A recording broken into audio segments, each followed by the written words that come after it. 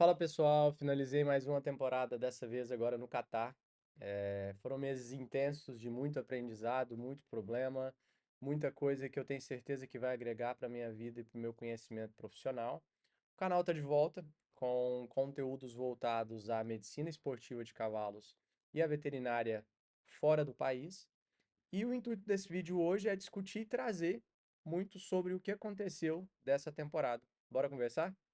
Então, como que aconteceu? Eu fui contactado no final de julho, começo de agosto, para trabalhar exclusivamente para um treinador que tem em média 150 cavalos treinando em dois locais. E a minha função era acompanhar, ou seja, fazer uma abordagem, um check-up em todos esses animais no início da temporada. Por isso que eu cheguei em setembro. E aí, no começo de outubro, esses animais já iam começar a corrida. Então foi feito esse check-up e a minha função era analisar esses animais e ver o que poderia ser ajustado e quais seriam os pontos de atenção de cada cavalo. E a partir disso, acompanhar esses cavalos até o final da temporada. Então seria um contrato de apenas 8 meses, onde eu faria isso no começo, acompanharia eles até o final. E foi isso que foi feito. A temporada aqui no Catar, ela funciona da seguinte maneira. Você começa a temporada em outubro. Esse ano, no ano passado, na verdade, a temporada atrasou um pouco por conta do track, dos locais de corrida. Mas você tem basicamente 7 meses, onde você tem corrida todas as semanas. E dessas corridas todas as semanas, você tem 3 encontros por semana. Então, são aproximadamente 80 encontros durante toda a temporada. E dentro desses encontros você tem a premiação da corrida, você tem a soma de pontuações dos treinadores e a soma de pontuação dos jockeys. Então foi isso que aconteceu. A temporada começou realmente em outubro, atrasou 2 semanas, mas começou no final. A gente teve o aumento dessas corridas e agora ela finalizou no final de maio. E aí, como que funcionou? Trazer um pouco da linha do tempo para vocês. Eu cheguei em setembro, ainda estava bem quente aqui no Catar, e eu comecei em um estábulo onde tinha equivalente aí a quase 90 animais e comecei a examinar esses animais. Então a gente acompanhava esses animais no track. Depois que esses animais saíam, eu ouvia as queixas do assistente do treinador e o treinador também, e a partir disso eu fazia a minha avaliação. Então você fazia um checklist. Então fiz o checklist desses 80 animais. Então esse primeiro mês foi muito intenso, principalmente por não conhecer os animais, por não conhecer o assistente, o treinador, se adaptar ainda ao local. Eu estava conseguindo apartamento, estava sem ID, então foi meio que muito mais ocupado esse tempo, mas ao mesmo tempo muito aprendizado. Por quê? Eu vim de uma formação muito voltada para o hospital. E a partir do momento que você trabalha para a questão de performance, você trabalha diretamente para um treinador, é muito mais voltada à eficiência do animal. Então, exige capacidades de forma distintas, eu diria. Quando eu cheguei, eu não sabia como que era a rotina da temporada, como que funcionava essa quantidade de corridas e como seria a minha função. Então eu tive que basicamente moldar a minha rotina para ver como que isso iria funcionar. Então a gente tinha 90 cavalos em um Jockey Club e tinha o equivalente a 30 cavalos em outro. Então, a partir do momento que começou a temporada, esses animais foram remanejados para dividir basicamente meio a meio.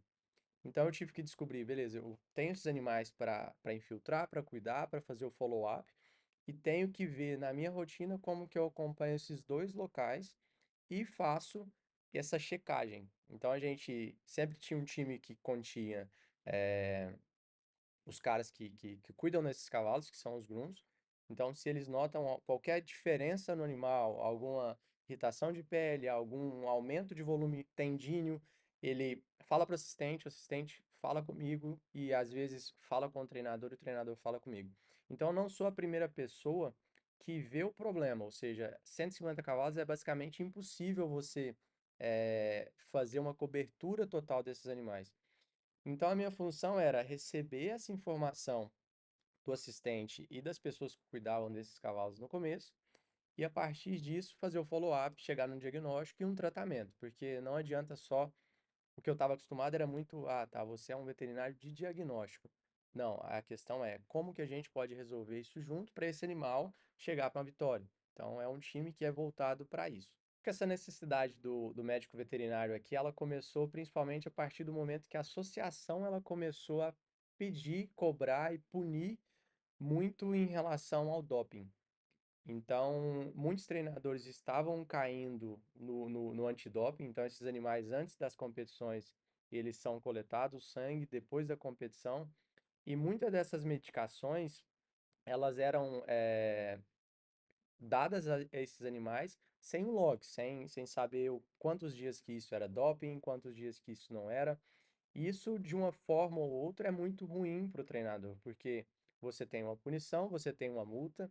Muitos treinadores ficam um ano sem poder trabalhar ou sem poder treinar esses próprios animais e ninguém quer isso. Então, a partir do momento que vem essa dor, você tem a necessidade de um profissional para trabalhar em relação a isso e tomar conta dessa parte de controle de doping e, querendo ou não, a performance desses animais. E aí, dentro disso tudo, como que entra o alinhamento da expectativa, ou seja, o que que o treinador espera de um veterinário, o que que o veterinário espera trabalhando para um time de um volume muito grande de cavalos que realmente precisa de um veterinário.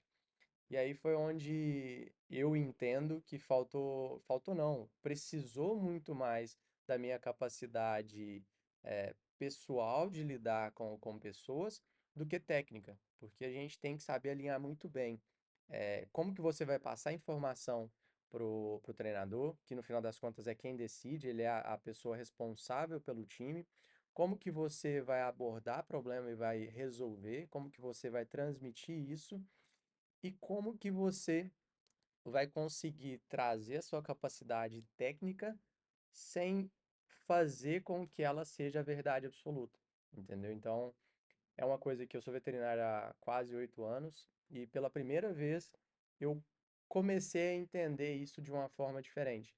A minha verdade, ela não é absoluta. A realidade que eu trabalho hoje e que eu deixei o Brasil, ela é totalmente diferente. Então, essa adaptação, ela foi muito interessante e essa temporada ela teve muito disso. Então, eu chegar no Catar com uma percepção diferente, eu trabalhar o primeiro, trazer problemas que às vezes não eram problemas, ser muito no pé da letra e a partir disso entender realmente qual que é a necessidade. Você está presente em um time ou você trabalha para resolver problema. E você tem que identificar qual que é a falha, qual que é o gap e qual que é a necessidade da sua mão de obra e do que o time precisa. Eu vejo que o sucesso da temporada está muito nisso. Eu vejo que eu fui feliz, eu consegui entender e no final das contas, a gente prolongou o contrato para as próximas temporadas.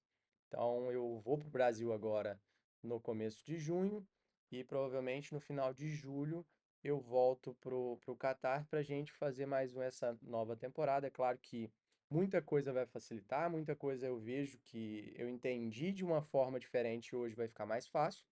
Mas a gente sabe que é uma temporada nova. A gente teve resultados extremamente bons. O nosso treinador, ele foi o melhor treinador com a maior quantidade de cavalo, com um excelente prize money, que significa um valor ganho nessas corridas totais. E eu tenho certeza que a dificuldade, a partir do momento que você tem um piso muito alto, ela vai aumentar também. Um detalhe que muita gente me pergunta, ah, Dulio, mas eu quero sair do Brasil, eu quero ter alguma oportunidade. Existe? Gente, existe. Eu vejo que com esse resultado que a gente teve essa temporada, mais treinadores eles estão vendo a necessidade de um veterinário. Eles enxergam isso. Claro que não é todo mundo, mas a grande maioria está enxergando isso. E a oportunidade ela aparece a todo momento. E eu vejo que o inglês não é a maior limitância, mas sim você saber trabalhar em time. Eu vejo que tem muito proprietário e tem muito veterinário que tem esse atrito entre com o outro, é uma briga de ego, porque é para provar qual que é o certo e qual que é o errado, e você, no final das contas, você tem que entender qual que é a realidade que você está.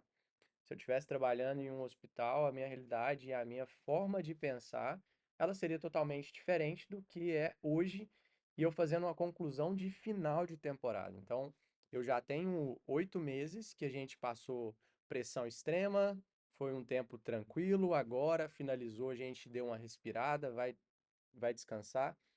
E eu vejo que no final disso tudo compensa, sabe? Porque a realidade do Brasil hoje não é fácil, a gente sabe que não é fácil.